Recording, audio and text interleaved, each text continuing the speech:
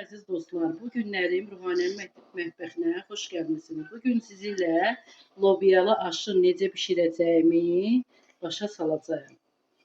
1 kilo düyünü götürüb əvvəlcədən yuyursunuz. Yuyandan sonra əvvəlcədən bişirdiyiniz lobiyanı üzərinə duz əlavə edib, sonra da yuduğunuz düyünü içərisinə əlavə edirik. Lobiya əvvəlcədən bişirmək lazımdır ki, çünki lobiya biraz gec bişir. Düyünü əlavə edirik üzərinə. Düyü bişəndən sonra da süzürük. Süzəndən sonra da dəmə qoyacağıq bunu. Üzərinə yağ əlavə edib dəmə qoyacağıq. Allah hər birinizin süfrəsini həmişə bərəkətli olsun. Bişirin, yeyin. Çox ləzzətli və dadlı olur.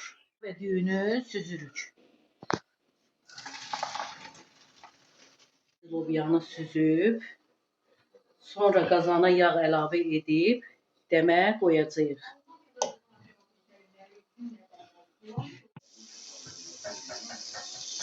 Yağın əriməyini gözləyirik.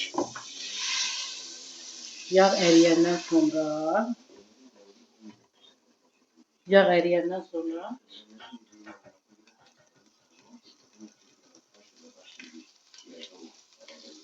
düyünü və lobiyanı əlavə edirik.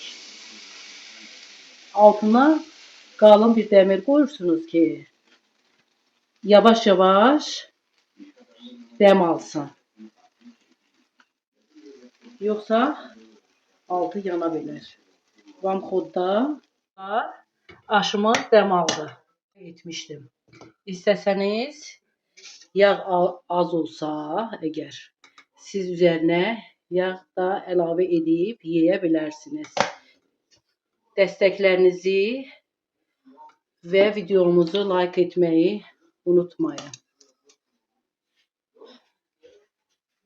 Allah hər birinizin evini huzurlu və bərəkətli etsin. Sizin dəstəklərinizi gözləyirik.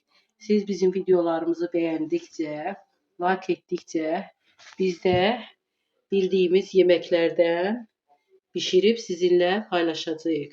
Təşəkkür edirik.